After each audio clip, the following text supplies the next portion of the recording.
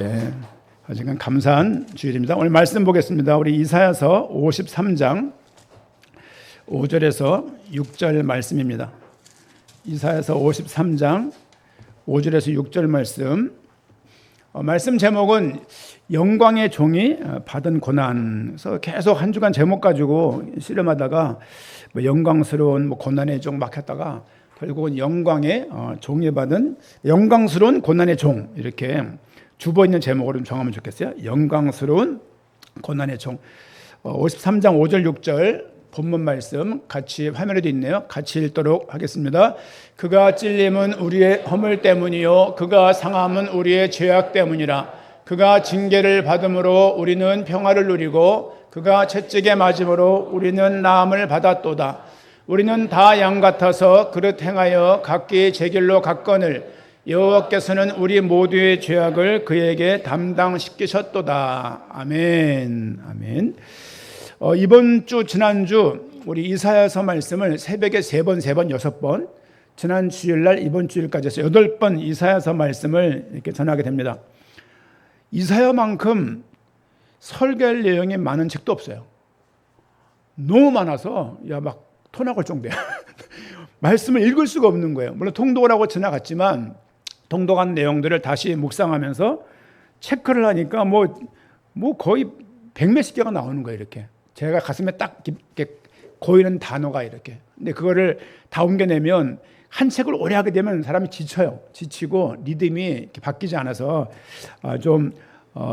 이번 오늘 메시지로 이사야서 전체를 마무리하고자 합니다.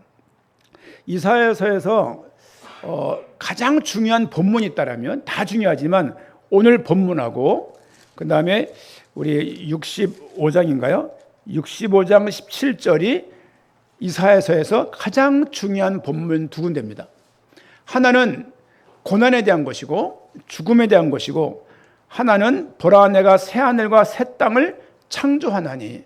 새하늘과 새 땅, 그 유명한 신천지, 그 한문으로 말하면 새하늘과 새 땅을 창조하나니 이전 것은 기억되거나 마음에 생각나지 아니할 것이라. 너희는 내가 창조하는 것으로 말미암아 영원히 기뻐하며 즐거워할지니라 라고 말하면서 오늘 이사야서 말씀을 정리를 하고 있습니다.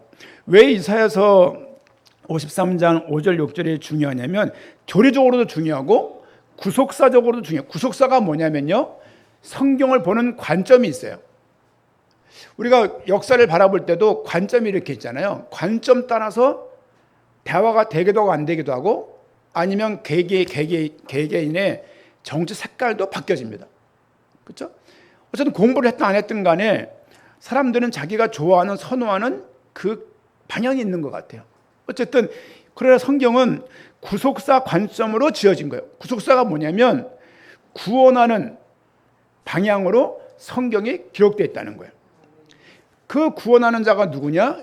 그리스도라는 거예요. 메시아라는 거예요. 이것이 구약의 선언이고, 신약에서는 그 그리스도 메시아가 바로 이 예수다라고 말하는 것이 성경의, 신약 성경의 방향이기도 합니다. 오늘 본문 말씀은 그런 의미에서 너무나 중요한 구절이고, 이 본문은 신약 성경에 그대로 또 인용되기도 하고, 신약 성경의 모든 내용들을 이 본문에 또 덧대서 해석할 수도 있는 여지가 충분히 있습니다. 이사야서의 주 메시지는 뭐냐면 경고와 소망이에요. 왜 경고하냐면 너희 하나님 안 믿잖아. 하나님 백성이고 하나님의 선택한 거 알면서도 하나님 안 믿잖아. 그래서 너희에게 하나님을 알게 하기 위해서 하나님께서 많은 고난을 주십니다. 이방인들 또한 하나님을 모르기 때문에 그들에게도 어떤 심판의 경고를 보내요. 그러니까 유대인들, 북이스라엘이 망하고 남유다에 대한 경고, 심판, 이방인에 대한 경고, 심판, 이 두 내용 때문에 사실은 이사야 내용은 굉장히 아픈 책 중에 하나입니다. 앞으로 보게 될 예레미야 예가도 굉장히 아픈 책이에요. 하지만 53장 5절 6절 말씀을 그러면 이 내용들을 이 본문에서 왜 말하고 있는지, 오늘 말씀 제목처럼 고난의 종, 영광스러운 고난의 종. 사실 이게 아이러니예요. 영광스럽다는 얘기와 고난은 다른 이야기입니다. 그렇죠? 저는 이렇게 얘기를 한번 들어보면 좋을 것 같아요. 여자분들 입장에서 출산을 하게 되면 너무 고통스럽다 그래요. 고통스럽다, 날만하다. 어떻습니까? 죽을 뻔했다, 괜찮았다. 괜찮았다. 괜찮았다가 있네요. 그렇습니다. 사람 따라 다르니까. 어쨌든 제가 기억하는 그 출산은 죽을 것 같다는 생각이 드는 거야. 다시는 얘기 안 나지. 그랬는데 다은이 또 낳고 막 그랬거든요. 현사모는 지금도 또 낳았으면요. 끔찍한 일이죠. 왜냐하면 여자로서 아이를 못 낳는 시기가 이제 오니까 그 이제 본능적으로 그 출산에 대한 그런 게 있지 않습니까? 어쨌든 오늘 지금 권사님은 머리 흔드는데 어쨌든 본문 말씀을 좀 보기 전에 그러면 첫 번째 죄에 대해서 말씀을 한번 전하고 싶습니다. 죄에 대하여. 죄에 대해서 여러분 죄를 어떻게 생각하십니까? 죄는 주관적인 건가요? 죄는 이사야에서 말하는 죄가 있고 성경 전체에서 말하고 있는 죄가 있어요. 저는 강단에서 가능한 한 죄에 대해서 언급을 많이 안 합니다. 왜냐하면 너무 그런 말을 많이 들어왔기 때문에 우리는 이 복음이 얼마나 영광스러운 것인지를 설명을 다 해도 인생을 못 다 할 것 같은데, 그렇죠? 그런 측면에서 막 죄 이런 부분을 하나님의 은혜로 알 수 있는 부분들을 계속 언급을 해서 교인들을 얽어맨 교인들로 하여금 교회 충성하게 하고 충성함을 통해서 교회가 어떤 이득을 보고 이런 고리들을 전 좋아하지 않습니다. 어쨌든 이사야서에서 말하는 죄는 뭡니까? 이사야 1장 2절 말씀 보니까요. 이사야 1장 2절 한번 본문 띄워주시겠습니까? 앞에 화면에 있는데요. 하늘이여 들으라, 땅이여 귀를 기울이라. 여호와께서 말씀하시기를 내가 자식을 양육하였거늘 그들이 나를 거역하였도다. 이게 이사야서 1장 2절에 이사야에게 하나님이 주신 말씀이에요. 내가 너희를 그렇게 보호하고 인도해 왔는데 결국은 나를 거역했다는 거예요. 이것이 하나님의 음성이었고 그 음성을 이사야가 받은 말씀입니다. 그 아래 이사야서 29장 13절 말씀 보니까 이 백성이 입으로는 나를 가까이하며 입술로는 나를 존경하니 그들의 마음은 내게서 멀리 떠났나니. 이 언절에서 나오는 얘기가 그 얘기예요. 성전의 마당들만 밟았다는 얘기가 이 언절에 나오는 이야기입니다. 여러분, 우리는 어떻습니까? 하나님께 순종하고 있습니까? 그렇죠? 또 계속 띄워주시죠, 그 말씀을. 그리고 13절 말씀에서 마음은 주님께 존경한다고 말하고 하나님께 영광 돌린다고 말하고 예배한다고 말하지만 사실 마음에는 하나님과 멀리 떠나 있는 거예요. 여러분, 같이 살고 있지만 마음 떠난 남편을 대할 때 얼마나 마음이 안 좋습니까? 같이 살고 있지만 집안에 마음이 없는 자녀를 볼 때, 아내를 볼 때 어떻습니까? 하나님은 지금 그 부분들을 말씀을 나와서 제사도 지내고 나와서 충분하게 율법에 하나 어긋남도 없이 예배를 드리고 제사를 드리고 있지만 결국은 너희는 하나님을 거역하였고 멀리 떠나 있다라고 말하는 것이 이사야를 통해서 하시는 말씀인 거예요. 이뿐입니까? 우상 숭배에 대해서 하나님을 신뢰하지 않음에 대해서 많은 부분들을 이사야서에서 죄에 대한 언급을 말하고 남유다도 곧 망할 것을 말씀을 하고 있는 상황입니다. 그러면 성경에서 말하는 죄는 뭡니까? 오늘 이 부분을 좀 말씀을 드리고 싶은데 창세기 2장 16절 말씀 보니까 여호와 하나님이 그 사람에게 명하여 이르시되 동산 각종 나무의 열매는 내가 임의로 먹되. 여러분 성경을 펴보세요. 창세기 2장 볼까요?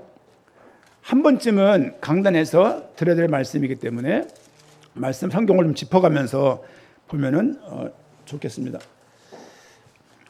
2장 16절 말씀 보니까 다시 제가 볼게요. 여호와 하나님이 그 사람에게 명하여 이르시되 동산 각종 나무 열매는 내가 임의로 먹어. 야, 이거 다 먹어.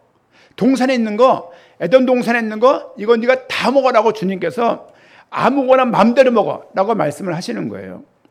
17절 말씀 보니까 2장 17절 성경을 보세요. 선악을 알게 하는 나무의 열매는 먹지 말라. 그 가운데 선악을 알게 하는 나무가 있었나 봐요. 그리고 내가 먹는 날에는 반드시 죽으리라 한 것이 하나님이 인간에게 준 행위 언약이에요. 행위 언약이 뭐냐면 이것을 지켜야 되는 거예요. 언약에는 행위 언약과 은혜 언약이 있습니다. 어쨌든 이 아담과 하와에게 했던 부분은 뭐냐면 행위 언약이라고 말씀을 정리할 수 있습니다. 어쨌든 요는 뭐냐면 먹지 마라. 뭐가 선이냐? 안 먹는 게 선이에요. 뭐가 악이냐? 이 먹는 게 악인 거예요. 생각해 보세요. 무슨 마법의 나무도 아니고 나무 열매를 먹는다고 해서 눈이 밝아지겠습니까? 하나님이 그렇게 정하신 거예요. 예를 들면 달면아, 주원아, 아리마 강단에 올라가지 마. 다 올라가도 되는데 피아노 올라가도 돼. 올라가도 돼. 컴퓨터 올라가도 돼. 강단에만 올라가지 마 라고 말한 거죠. 올라갈 때가 너무 많은 거야. 굳이 여기로 올라오는 거야. 그렇죠? 하나님이 먹을 게 너무너무 많은데 먹을 게 너무 없고 가물고 그런데 여기에 좋은 열매가 있어. 이것을 참으라고 말한 것이 아니고 먹을 게 너무 많은 거예요. 이것만 하지 마. 그 약속이에요. 그 약속. 이 약속을 지키는데 어마어마한 인내가 요하거나 약속을 지키는데 많은 마음의 다짐을 해야 지킬 수 있는 언약이 아닙니다. 어려운 언약을 주고 이거저 3일 동안 4일 동안 굶겨놓고 식탁에 있는 피자 먹지 마. 이런 약속이 아니에요. 풍성한데 요거 하지 말라는 거예요. 다른 구절을 보게 되면 동산 중앙에 있느니라고 말을 해요. 다 먹어. 근데 요건 하지 마. 요게 창조주와 피조물의 경계선인 거예요. 그렇죠?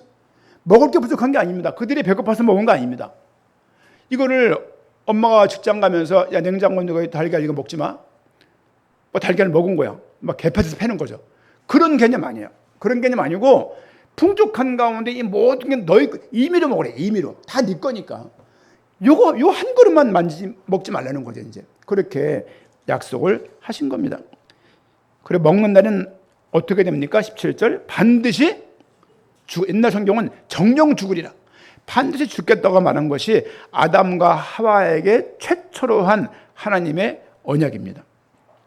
3장으로 넘어가 보면요. 3장 2절 3장에서 여자가 뱀에게 말하되 동산 나무의 열매를 우리가 먹을 수 있으나 지금 3장 1절 보면은 간교한 뱀이 등장합니다.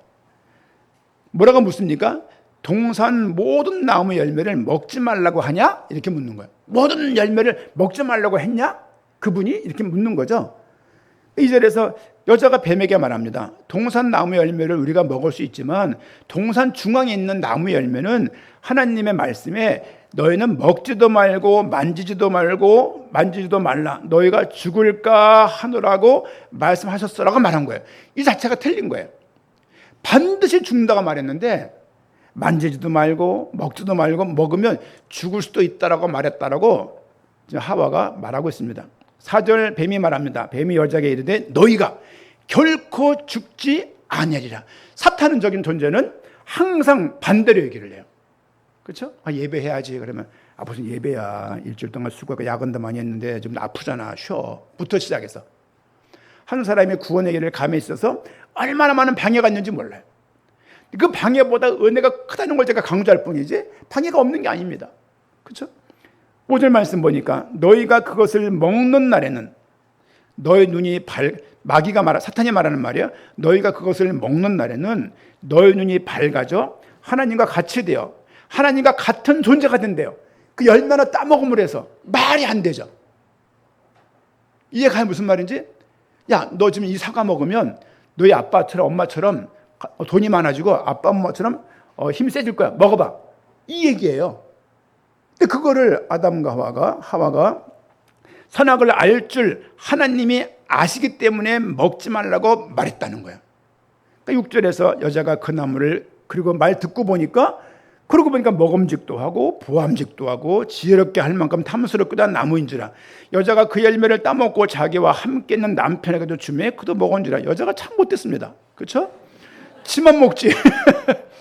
그래서 보세요. 박펠집사 목 보세요. 목 툭 나온 거. 저 걸린 거 아닙니까? 그거 먹다가. 그래서 어떤 분이 그래요. 우스갯소리로 남자의 목젖이 걸린 거래 그게. 모르겠습니다만은 어쨌든 아내 때문에 남편이 먹게 되고 7절 이에 그들의 눈이 밝아져 자기들이 벗은 줄 알고 언제 안 벗고 있었습니까? 여지껏 벗고 있어놓고 갑자기 눈이 밝아져 갖고 벗은 줄 이제 보이는 거죠. 무화과 나무 잎을 엮고 치마로 삼았더라. 그들이 무화과 나무 잎으로 이렇게 임시방편으로 치마를 해 입은 거죠. 그들이 그날 바람이 불매 동산에 거니시는 여호와 하나님의 소리를 듣고 아담과 그의 아내가 여호와 하나님의 낯을 피하여 동산 나무 사이에 숨은지라. 부르는 거죠. 아담아 아담아 내가 어딨냐고 부르는 거예요. 어디 숨었다고요? 나무 아래 숨어 있는 거예요. 나무 아래 숨으면 모릅니까? 우리 애들의 집에서 오게 되면 애들이 엄마 아빠 놀랜다고 숨는 거예요. 장롱에 숨고 막 숨어요. 의자 밑에 숨고. 장롱에 숨었지만 저 나와 있는 다리는 뭐야? 의자 밑에 숨어있지만 그 보이는 머리는 뭐냐고. 그 숨은 줄 아는 거야. 그게 아담과 하와도 똑같은 거예요. 죄를 지면 하나님 앞에 못 서게 돼요. 피하게 돼요. 그 앞에 가는 것이 누가 뭐라고 안 해도 두려워요. 양심적으로 가책이 들고 마음적으로 무거워서 그 앞에 못 서게 됩니다. 그렇죠? 여러분 지금 창세기 내용까지 좀 봤습니다만은 결론은 뭐냐면 사탄으로 말미암아 사람이 범죄하여 하나님과 단절되었다. 더 정확하게 말하면 사탄으로 말미암아 내가 범죄하여 하나님과 단절되었다는 얘기. 이 말씀을 요약하면 그렇게 요약할 수 있습니다. 사람은 어떤 존재입니까? 하나님과 같은 존재예요. 그리고 영적인 존재입니다. 그리고 언약적인 존재예요. 하나님과 같은 존재이고 언약적인 존재이고 영적인 존재인데 하나님을 피하는 존재가 되고 만 거예요. 그런 의미에서 예배 나왔다는 것은요, 너무 감사한 일이고, 예배를 못 나온다는 얘기는 이건 너무 심각한 이야기인 것입니다. 그냥 종교 행위가 아니에요. 이건 그냥 목욕탕을 가고 거 그 문제 아니에요. 하나님 앞에 나올 수 있다는 것은 너무나 큰 축복이고, 나올 수 없다는 것은 너무나 불쌍히 바라봐야 될 그 마음이 있는 거예요. 우리 남편들, 우리 아내들, 우리 자녀들 교회를 혹시 못 나오고 예배를 못 드리는 분이 있다면 심각하게 앞에서는 웃지만 심각하게 생각을 하고 기도해 주셔야 돼요. 그냥 때가 있겠지 그러면서 그걸 두고 한 번도 기도를 안 해. 아니요. 그걸 두고 기도하면서도 겉으로는 하나님의 때를 바라보면서 하나님의 때가 언제일까라고 기다리는 것이 바른 자세일 것입니다. 그렇죠? 그런 거 있잖아. 내가 저 인간한테 복음 전하지 말아야지. 하도 못 돼가지고. 그런 인간들 있잖아요. 그렇다 하더라도 모든 교회와 성도는 전도하기 위해서 선교하기 위해서 하나님이 부르신 거예요. 그게 목표는 아닙니다. 목표는 거룩이에요. 하지만 거룩한 삶을 살아가면서 그런 마음의 방향성을 갖게 되어 있습니다. 주님이 자기가 그리스도인 걸 말 안 하면 안 죽으시는 거예요. 그냥 그들과 타협하고 그냥 그들과 그냥 좋은 게 좋은 거라고 해버리게 되면 밥같이 먹고 차 마시면은 죽지 않죠. 왜 본인의 길을 가야 됐냐면 우리의 구원 때문이고, 이 복음은 전할 수밖에 없는 것이고 죄와 타협할 수 있는 게 아닌 것이죠. 가끔 가다가 주일날 저녁에, 평상시에 저녁에 교회 왔다가 불을 켜면 되게 어둡거든요. 이거 어두워요. 제 교회인데 들어올 때 교회가 이렇게 음침하냐. 이게 어두워요. 근데 불 탁 켜면 순간 밝아지는 거예요. 빛이 그렇습니다. 어둠은 깨지게 되어 있고 어둠은 물러가게 되어 있습니다. 결국 빛이 이기게 되어 있어요. 예전에 어머니가 그래요. 야, 교회 안 나가는 이유를 말씀하시더라고요. 교회 나가면 왜 이렇게 운이 내는 거예요. 본인이 전도관인가 옆에 살았었는데 너무 시끄러웠대. 박태순 장로 신앙촌 있잖아요. 막 극성맞게 믿으니까 여기에 대한 부담이 들어간 거야. 불편함이 들어간 거야. 내 성적이라. 그리고 그러면서 막 울고 기도하는 게 너무너무 듣기 싫은 거야. 밤새 우니까 자야 되는데. 그래가지고 교회를 안 나갔었어요. 그런저런 이유로. 그러다 어느 날 교회를 나가시기 시작한 거죠. 어느 날 묻는 거죠. 영식아, 나 교회 나갔다. 잘하셨어요. 어디에 나갔어요? 수색에 있는 교회 나갔다. 잘하셨어요. 그 다음 주에 영식아, 나 울었다. 그러는 거야. 왜요? 몰라. 예배 드리는데 눈물이 쭉 나더래 이렇게. 그러면 뭔지 모르는데 가슴이 후련해지더래. 그렇죠. 하나님이 주시는 은혜가, 왜 울 때 막 억울할 때 우는 경우도 있잖아요. 막 이런 아주 그냥 그런 거 있잖아요. 근데 자신도 모르게 가슴이 환해지면서 가슴이 후련해지더래 이렇게.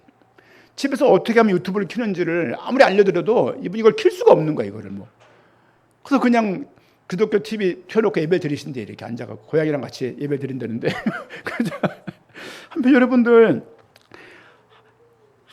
로마서 5장 12절 말씀을 보게 되면요, 화면에 없습니다만은 한 사람으로 말미암아 죄가 세상에 들어왔다라 그래요. 그 한 사람이 누구냐? 그 한 사람 있습니다. 한 사람이 누구냐? 그 한 사람이 아담이에요. 아담의 죄가 여기에 들어온 거예요. 지금 이사야서에서 700년이 지나 예수님이 오세요. 700년 전에 그리스도가 오실 것을 예언하고 있는 아주 명료한 성경 구절인 거예요. 뭐라고 말씀했습니까? 그가 찔림은 우리의 허물 때문이다. 보십시오. 그러므로 한 사람으로 말미암아 죄가 세상에 들어오고 죄로 말미암아 사망에 들어왔나니, 죄가 들어오고 사망에 들어왔다. 그 한 사람 누구냐? 아담입니다. 왜? 하와가 먼저 했는데 아담의 대표자예요. 그렇죠? 가장이야, 가장. 그 아담 때문에 들어온 그 죄 때문에 사망이 들어왔고, 이와 같이 모든 사람이 죄를 지었으므로 그 죄가 모든 사람에게 전가된 거예요. 성경에 있는 죄는 이런 의미예요. 어디다가 막 소변 소변을 넣고 침을 뱉고 담배 버리는 거, 이런 경범죄가 아니고, 윤리적인 죄가 아니고, 원죄, 오리지널 신, 원죄는 아담과 하와의 그 죄가 나에게 전가된 거예요. 나중엔 또 다른 한 사람 예수 그리스도의 죄가 우리에게, 죄 은혜가 우리에게 전가된 거예요. 죄가 전가된 것처럼 의가 전가되었다는 어마어마한 교리도 이 구절은 품고 있습니다. 한 사람으로 말미암아 죄가 세상에 들어왔다. 요한복음 16장 9절 보면요, 앞에 화면에 없습니다만 한번 볼까요? 요한복음 16장 9절 말씀. 요한복음 16장 9절입니다. 같이 한번, 요한복음 16장 9절. 우리 성경들은 하나씩 이렇게 가지고 교육합시다. 이제 핸드폰도 핸드폰이지만 이게 자기 성경이 다 있어야 돼요. 우리 대현이처럼 성경은 있지만 교회 두고 다니지 말고 성경을 딱 갖고 다니면 좋을 것 같아요. 이 성경 추천드려요. 베스트 성경. 자, 16장 9절 같이 읽겠습니다. 죄에 대하여라 함은 그들이 나를 믿지 아니하며. 죄가 뭐냐? 하나님을 안 믿는 거예요. 나 죄 지은 거 없는데 하나님을 안 믿는 게 죄라고. 사람은, 죄인들은 하나님을 향하여서 나아가거나 하나님을 바라보거나 하나님을 추론하거나 하나님을 인지해낼 수 없습니다. 그가 생각해낸 것은 나름대로의 생각이지 성경에서 말하는 하나님은 아닐 것입니다. 로마서 1장 19절 말씀 보니까 하나님을 알만한 것이 그들 속에 보임이라. 하나님께서 하나님을 알 수 있는 것들을 이 세상에 다 펼쳐놨어요. 여러분, 높은 산에 올라가 보십시오. 사권사님이 이제 좀 있으면 미국 간다고 그러시는데, 여행 간다고 좋으시겠죠. 근데 다녀온 그 그랜드 캐년에 가보면은 보면서 와, 이 생각이 든대요. 그렇죠? 하나님 없는 사람들은 경탄할 것이고, 하나님 믿는 사람들은 하나님의 창조에 대해서 또 감탄할 거 아니에요. 그렇죠? 시각이 다른 겁니다. 온 자연 만물에 하나님의 살아계심을 펼쳐놨지만 하나님을 믿지 않는 사람들은 하나님을 인지할 수가 없는 거예요. 우리 어려움을 당하고 고난을 당하고 아주 괘씸한 일을 당하고 억울한 일을 당했을 때 너무너무 그냥 막 피를 토할 것 같잖아요, 이렇게. 그럼에도 불구하고 하나님의 그 마음을, 주님은 얼마나 억울했을까? 그 생각도 해보는 거죠. 하나님을 알되 하나님을 영화롭게도 아니하고 감사하지도 아니하고 오히려 그 생각이 허망해지며 미련한 마음이 어두워졌다는 것이 로마 교회를 향한 사도 바울의 이야기였고, 지금 이사야 시대 때 백성들을 향한 이사야 선지자의 음성이기도 합니다.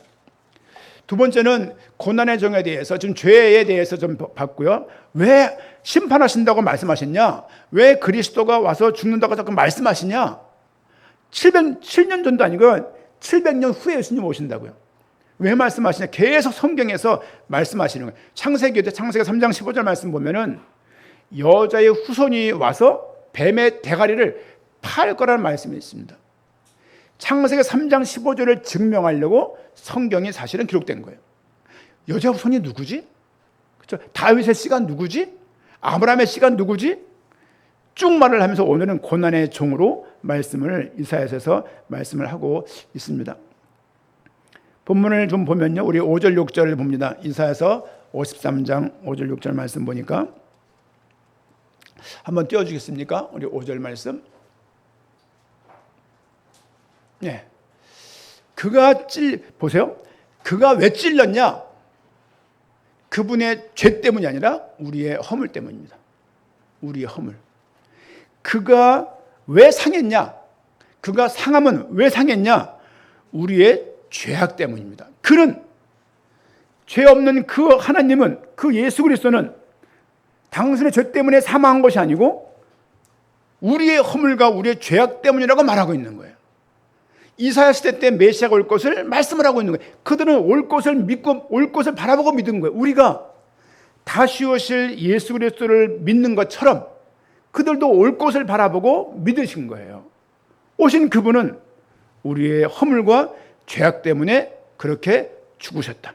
그가 징계를 받음으로, 화면 띄워주시죠.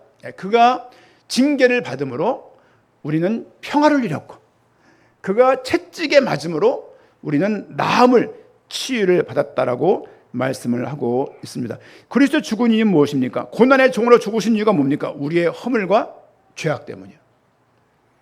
그가 찔리셨고, 그가 상하셨고, 징계를 받았고, 채찍에 맞은 이유는 오늘 말씀처럼 5절 하반절 말씀처럼 우리에게 평화를 주기 위해서, 치유를 위해서, 나음을 받게 하기 위해서 하나님께서 이 땅에 오셔서 직접 십자가에 매달려 죽으신 거예요. 우린 그래서 우리 구원이 크다고 말할 수밖에 없는, 이렇게 우리에게 준 구원이라고요. 하나님 몰랐을 때에는 죄를 지면 죄에 대한 대가를 받습니다. 하지만 하나님의 자녀가 되어서 사랑의 관계가 형성된 이후에는 우리가 죄를 지었을 때 하나님은 채찍을 대십니다. 왜? 돌아오게 하려고. 망하게 하려고 하는 것이 아니라 그걸 돌보려고 그러시는 거예요. 여러분, 하나님에 대해서 어떤 믿음이 있으십니까? 하나님은 이렇게 째려보고 있다가 잘못했으면 30판 3번 샜다가 잘못하면 아주 작사를 내놓는 그 하나님이 아니에요. 도깨비가 아닙니다. 그런 산신령이 아니에요. 그런 못된 할아버지가 아닙니다. 하나님이 이 땅에 오시기까지, 모든 고난을 담당하시기까지 왜 참으시고 말씀 안 하셨냐? 우리의 구원을 위한 것이에요. 그분의 고난의 결과는 영광스러운 것이었어요. 그분의 고난의 결과는 생명이었습니다.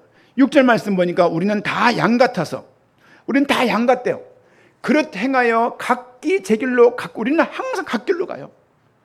제가 주중에도 이번 주도 쇼츠를 제가 3번 만들었잖아요.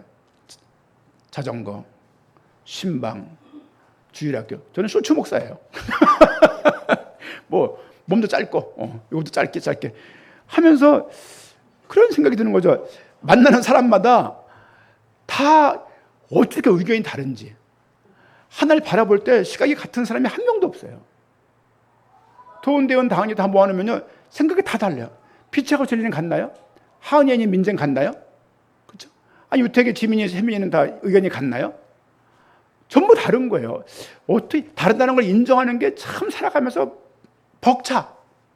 예시 이러고 한번 해버리고 싶은데 그럴 수는 없고, 목사가 그럴 수 있죠. 그러는데 돌아서는 막 입에서 막 그냥 우리는 다 양 같아서. 이 말은 무슨 말이냐면 각자 알아서 그냥 통제가 안 되는 다 양 같아서 그릇 행하여 각기 제 길로 갔대요. 각기 제 길로 갔대요. 인간은 본능적으로 하나님을 떠나 자기의 길을 고집하면서 갑니다. 그렇죠? 여호와께서는 우리 모두의 죄악을, 그런 상황인데 우리 모두의 죄악을 그에게 담당시키셨대요. 그분이 그 모든 걸 담당하시고 십자가에 죽으시고 우리의 모든 죄를 전가시킨 거예요. 전가. 아시죠? 전가, 책임 전가. 자기가 해놓고 뭐 남이 한 것처럼 투사, 전가 이렇게 하시잖아요. 그러니까 우리에 있는 그 한평생 살아가면서, 여러분, 예수 믿은 다음에 죄를 안 짓냔 말이에요. 과거도 지었고 현재도 짓고 있으며 미래도 지을 게 뻔한 거예요. 그럼에도 불구하고 그들을 품는 이유는 자기 새끼이기 때문에 그런 거예요. 하나님이 우리를 새끼 삼아주신 거예요. 그리고 그분이 그걸 포기하지 않으신다는 것을, 이 믿음을 가지셔야 돼요. 살면서 이걸 뒤집는 일들이 얼마나 많은지 몰라요. 그 주님의 고난의 종으로 무슨 일을 하셨냐? 우리에게 평화를 주시고 우리를 나음을, 치유를 허락하셨다라고 말씀을 하고 있습니다. 여호와께서는 우리 모두의 죄악을, 그렇죠? 우리가 원한 것도 아니에요. 우리가 안 것도 아니에요. 내가 내 죄를, 여러분, 보통 하나님을 모르면 내 죄를 몰라요. 하나님을 모르면 하나님을 모를 뿐만이 아니라 예수님도 모르고 성령님도 모르고 사탄도 몰라요. 그러면서 팔자 운운하고 타고난 복을 운운하는 사람을 많이 봅니다. 여러분, 그분은 고난의 종으로 오셨지만 그 고난의 종으로 얻은 열매는 무엇이냐? 세 번째 볼 말씀, 영광에 대해서 말씀을 좀 정리하고자 합니다. 세 번째는 영광의 종, 고난의 종으로 오셨지만 그는 사실 영광의 종이었다. 그렇죠? 이사야서 52장 13절 말씀 보니까 보라 내 종이 형통하리니 받들어 높임을 받으며 지극히 존귀하게 되리라. 내 종이 형통할 것이래요.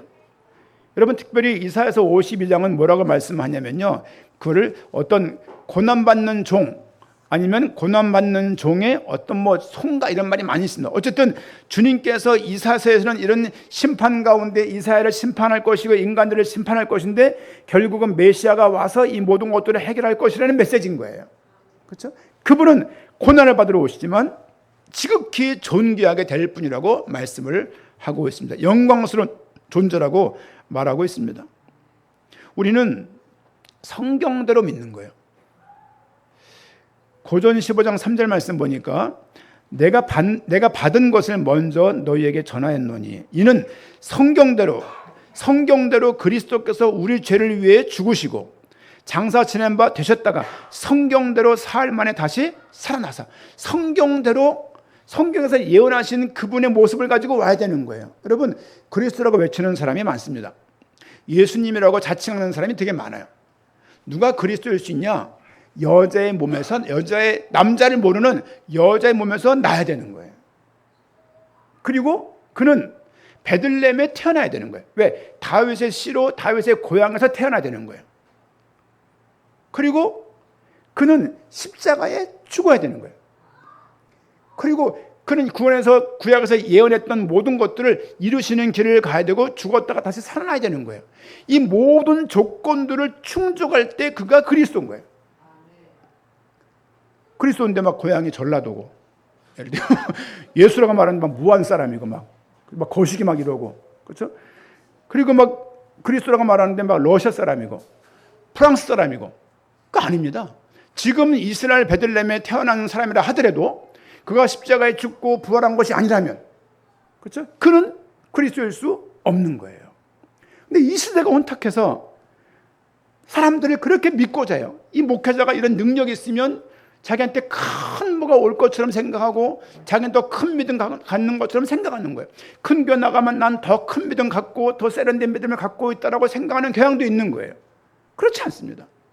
여러분, 제가 자랐던 신앙의 배경은 금강산에서 계시받은 목사님 밑에 살았어요. 김자, 형자, 식자, 김영식 목사님. 저를 신학교 간다고 그러니까 안수를 해주면서 얼마나 머리를 누르시든지 아주 목이 꺾여가지고 혼났는데 그때는 무거운 머리인데 막 누르셔가지고 그러면서 그분이 눈물 그 음성 늘 무서웠는데 신학교 입학하고 싶다니까 추천서 해주시면서 막 기도해 주시는 거예요, 이렇게. 근데 그러고서 그를 많이 못 뵀죠, 그분을 이제. 그런 생각은, 그분이 뭐 하버드를 나왔습니까? 뭐 옥스퍼드를 나왔습니까? 성경 중요한 대학을 나왔습니까? 뭐 스펙이 뭐가 있습니까? 가만히 깔고서 교회 시작한 게 전부 다인데요. 그걸 보면서 야, 우리는 지금 대부분 다 뭔가 이렇게 허영대 뭐가 이렇게 그런 게 뭐가 이렇게 수요일날 수요일도 소처치 이번에 찍었네. 수요일 4개를 찍었네. 수요일날 이렇게 교인들이 나왔다가 집에 갈 때 그날따라 주차장을 다 저쪽에 쓴 거예요. 가로공원 주차장에다. 거기에 성도님들이 옹기종기 열댓 명이 쭉 걸어가는 모습이 너무 재밌는 거예요. 이렇게 막 얘기하면서 앞서거니 뒷서거니 하면서 낄낄대면서 막 어깨 동무하고 막 또 왔다가 차움 또 피했다가 딱 뭐 그러고 가는 그 모양새가 너무 행복한 거예요. 교회 부흥도 행복한 일이겠지만 이 모습들이 목회자로서 너무 감사한 거예요. 그렇죠? 어렸을 때 교회 뛰어나가던 생각들 막 교차가 되면서 얼마나 감사한지. 여러분, 복음은요 막 어거지로 믿어야 할 내용이 아니라 축복의 내용이고 우리 모든 고난을 해결하셨고 우리 모든 고난들을 치유했다고 말씀을 좀 선언하시는 거예요. 이사야 백성들에게만 필요한 말씀이 아니라 우리에게도 이 말씀이 필요한 것입니다. 빌립보서 2장입니다. 빌립보서 2장 8절 11절 말씀 보니까 사람의 모양으로 나타나사 자기를 낮추시고 죽기까지 복종하셨으니 그 십자가에 죽으심이라. 잘 보세요. 죽기까지 그분이 복장했다는 거예요. 복종했다는 거예요. 이름으로 하나님이 그를 지극히 높여 모든 이름에 뛰어난 이름을 주사. 그 죽은 죽음이 그냥 뭐 어마어마한 그냥 이상한 죽음이 아니라 하나님의 계획 가운데 있는 죽음이었고 그 죽음을 통해서 하나님의 그를 지극히 높일 만큼의 의미 있는 죽음이었다. 10절 하늘에 있는 자들과 땅에 있는 자들과 땅 아래에 있는 자들로 모든 무릎을 예수 이름에 꿇게 하사. 그는 어떻게 보면은 이런 말 그렇지만 개죽음 죽은 거예요. 개죽음처럼. 호산나라가 막 찬양했는데 결국은 그들 모두가 돌아서 가지고 그들 오병이어 사건을 통해서 떡 5개와 물고기 2마리를 먹은 인간도 있었을 거예요. 근데 그들이 모두가 등지고서 예수를 죽이려고 했던 그 억울한 일들, 그 배 두드리면서 갔던 그 사람들이 예수를 죽이려고 막 손을 들고서 이렇게 외칠 때 얼마나 마음이 아팠을 거예요. 그런데 그는 그 죽는 죽음에 순종하시고, 그렇죠? 하늘에 있는 자들과 땅에 있는 자들과 땅 아래에 있는 자들로 모든 무릎을 예수 이름에 꿇게 하시. 그 죽음이 그분이 영광스러운 분이셨기 때문에 그 죽음은 헛된 죽음이 아니라 의미 있고 가치 있는 죽음이라고 말씀을 하고 있습니다. 11절 말씀에 모든 입으로 예수 그리스도를 주라 시인하여. 예수 그리스도를 주라. 그래서 우리는 주 예수 그리스도라고 고백하는 거예요. 예수님이 그리스도의 일을 하신 거예요. 이 그리스도의 일을 하신 예수님이 우리의 주님이시라고요. 이때 할 수 있는 말이 주 예수 그리스도입니다. 그렇죠?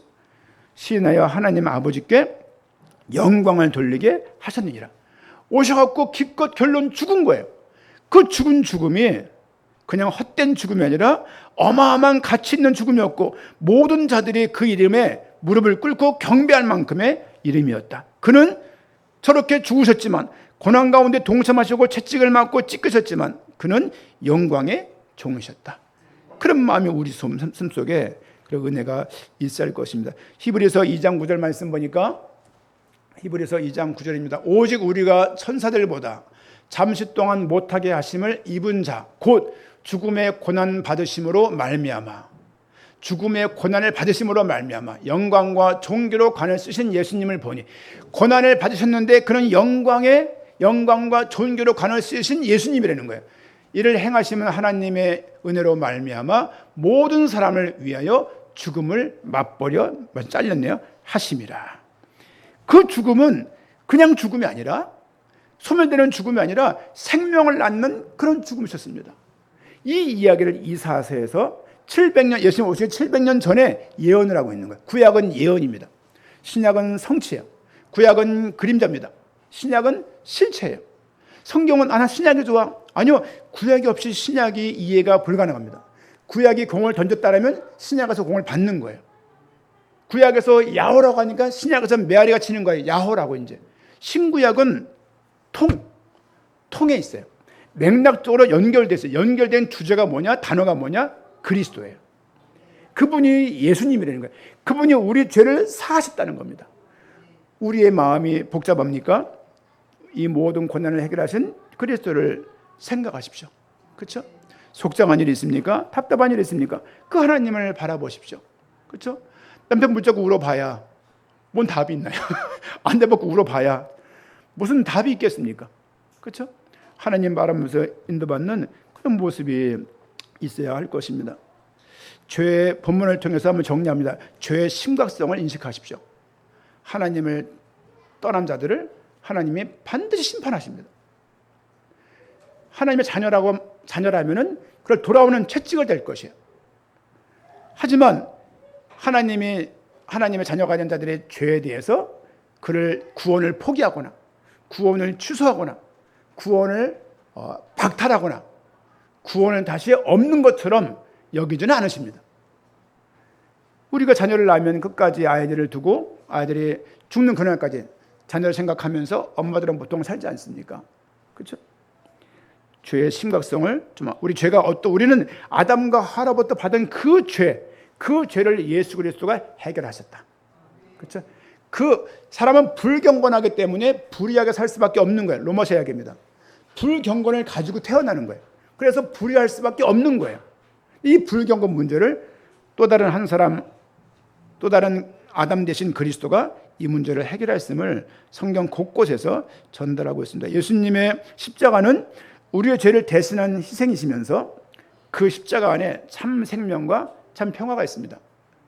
삶을 살아가면서 닥쳐오는 많은 문제들 속에서 위로를 받으시고, 특별히 오늘 또 한번 읽게 될 우리 성경 준비 안 했습니다만 이사야서 65장 17절 아까 읽었죠.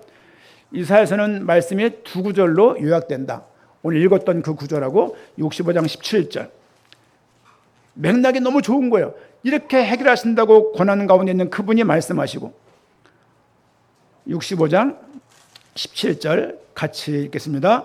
보라, 내가 새하늘과 새 땅을 창조하나니 이전 것은 기억되거나 마음에 생각나지 아니할 것이라. 그렇죠? 너희는 내가 창조하는 것으로 말미암아 영원히 기뻐하며 즐거워할지니라. 보라, 내가 예루살렘을 즐거운 성으로 창조하며 그 백성을 기쁨으로 삼고 내가 예루살렘을 즐거워하며 나의 백성을 기뻐하리니. 나의 백성을 기뻐하시겠대요. 우는 소리와 부르짖는 소리가 그 가운데서 다시는 들리지 아니할 것이며, 보라, 내가 새하늘과 새 땅을 행하시겠다고 말씀을 하십니다. 예수 믿는다는 것은 이런 거예요. 살면서 너무 힘든데 하나님이 새 일을 행하시겠지, 이 삶 가운데, 이 문제 가운데 또 다른 계획이 있겠지라고 물으며 나가는 것입니다. 고난 대신 예수 그리스도가 영광의 예수 그리스도인 것을 아시고 이 영광의 모든 열매가 우리에게 주어졌음을 발견하고 한 주간 동안 승리하기를 축원드립니다. 아멘.